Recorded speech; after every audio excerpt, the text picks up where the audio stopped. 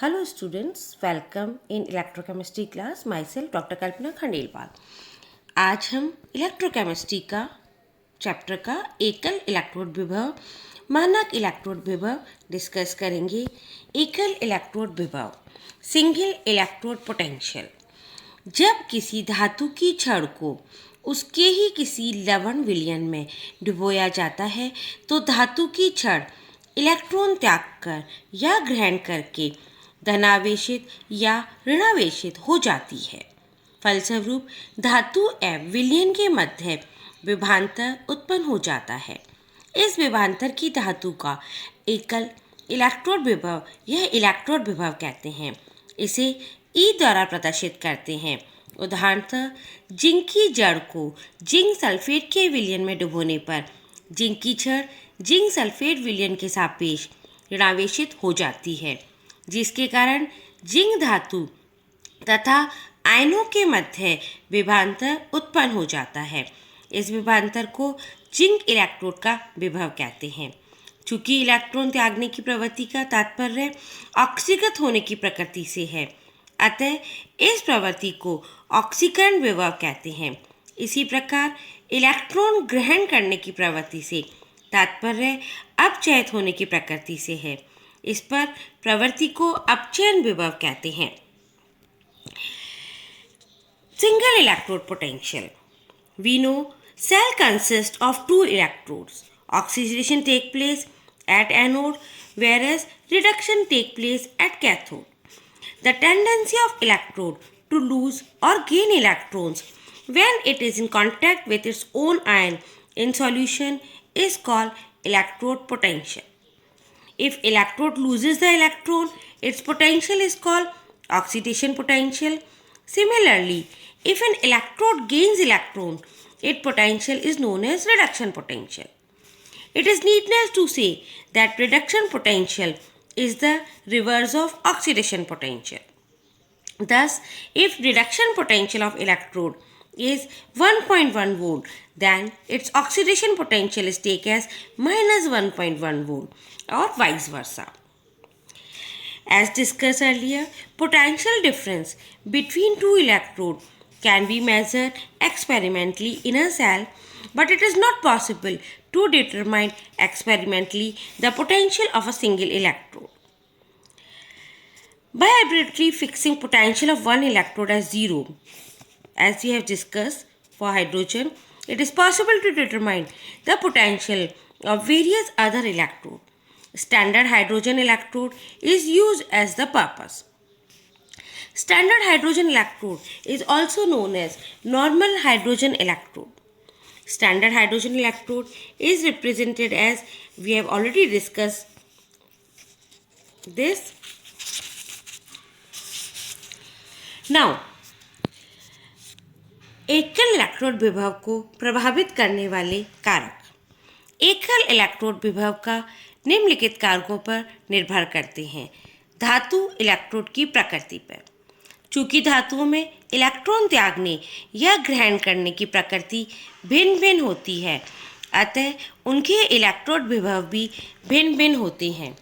अधिक सक्रिय धातु लिथियम, सोडियम, पोटेशियम आदि सीधापूर्वक इलेक्ट्रॉन त्याग देती हैं, अतः इनके इलेक्ट्रोड विभव का मान अधिक होता है, जबकि कम सक्रिय धातु कॉपर, सिल्वर, गोल्ड आदि में इलेक्ट्रॉन त्यागने की प्रकृति कम होती है, अतः इनका इलेक्ट्रोड विभव भी कम होता है। ताप का प्रभाव। ताप परिवर्तन के साथ इलेक्ट्रोड विभव का मान भी परिवर्तित होता है। विलयन की सांद्रता। विलयन में धातु आयनों की सांद्रता अधिक होने पर अधिक संख्या में घनायन धातु की सतह पर एकत्रित होंगे, अर्थात विपरीत अभिक्रिया उतनी ही अधिक होगी, अतः इलेक्ट्रोड विभव का मान उतना ही कम होगा। अर्थात विलयन की सांद्रता बढ़ने पर इलेक्ट्रोड विभव का मान घटता है और सांद्रता घटने पर इलेक्ट्रोड विभव का मान बढ़ता है। विभिन्न धातुओं के इलेक्ट्रोड विभवों की तुलना करने के लिए उनके विलयन मानक सांद्रता तथा मानक ताप पर ज्ञात किए जाते हैं। एकल इलेक्ट्रोड विभव का मापन।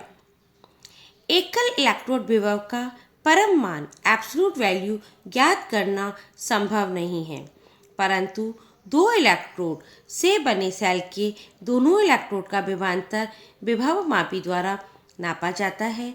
इन दोनों में से एक इलेक्ट्रोड ऐसा होता है जिसका विभव ज्ञात होता है, जैसे कि मानक हाइड्रोजन इलेक्ट्रोड।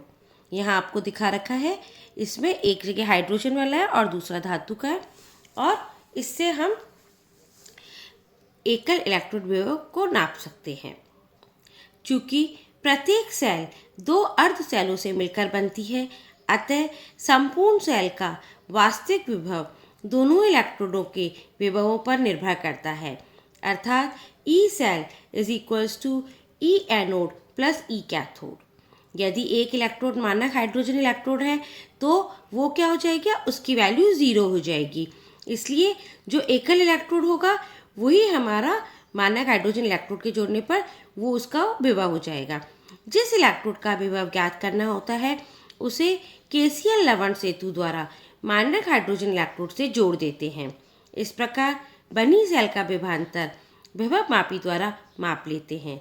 चूंकि मानक हाइड्रोजन इलेक्ट्रोड का विभव 0.00 वोल्ट होता है, अतः इस सेल का विभवांतर ही इलेक्ट्रोड का इलेक्ट्रोड विभव होता है।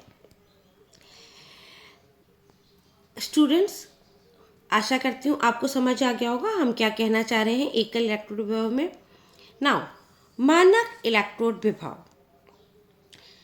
किसी धातु की छड़ को एक मोलर धातु आयन सांद्रता वाले विलयन में 25 डिग्री ताप पर डुबाने से धातु एवं उनके विलयन के मध्य जो विभवांतर उत्पन्न होता है उसे धातु का मानक इलेक्ट्रोड विभव कहते हैं।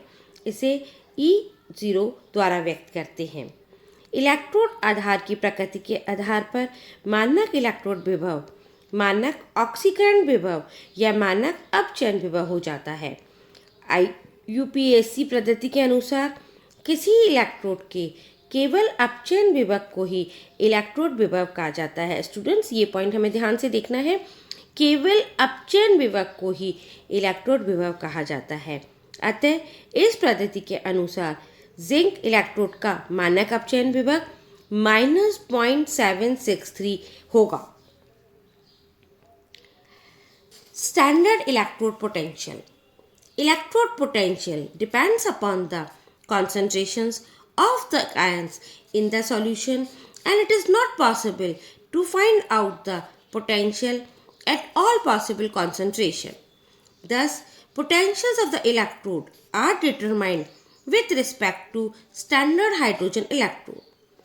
When all the substance taking part in a reaction in a reversible cell are maintaining at unit activity, that is, in their standard state, the EMF of any electrode in these conditions is known as standard electrode potential of the given cell. This can be explained by an example. Let us consider zinc rod is in the solution of zinc sulfate. Thus, electrode of zinc electrode reaction is Zn2 positive plus 2 electron converted into Zn6. Electrode potential may be given by using Nernst equation. मानक electrode विभव ज्ञात करना।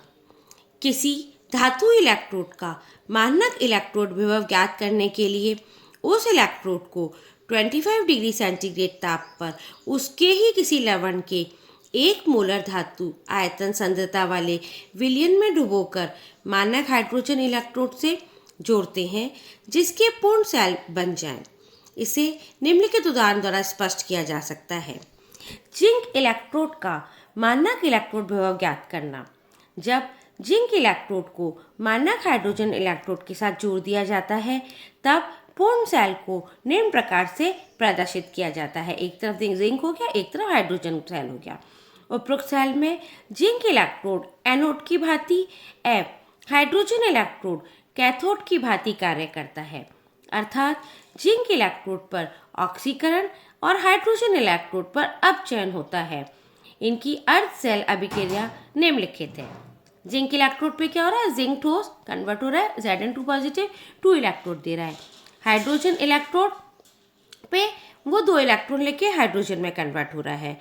संपूर्ण अभिक्रिया हम इस तरह से लिख सकते हैं, सेल हो गई दायां बायां और दोनों का हमने लिख दिया।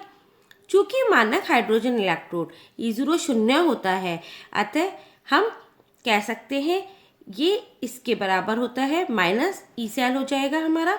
यदि विलयन की सांद्रता 1.0 m Zn+2 है तो 25 डिग्री सेंटीग्रेड पर ई जिंक का क्या होगा, -763 वोल्ट मानक स्टैंडर्ड इलेक्ट्रोड, अत इसका मानक ऑक्सीकरण विभव +763 वोल्ट होता है। कॉपर इलेक्ट्रोड का मानक इलेक्ट्रोड विभव ज्ञात करना। जैसे हमने जिंक का ज्ञात किया था, ऐसे ही हमने अब यहाँ पे क्या किया, कॉपर का कर दिया। केवल यहाँ पे क्या हो गया, देखो हाइड्रोजन इलेक्ट्रोड इलेक्ट्रॉन दे रहा है और कॉपर इलेक्ट्रोड हमारा इलेक्ट्रॉन ले रहा है, और ये हमारी संपूर्ण अभिक्रिया हो गई। और इसी तरह से हमने यहाँ पे ये सेल निकाल लिया।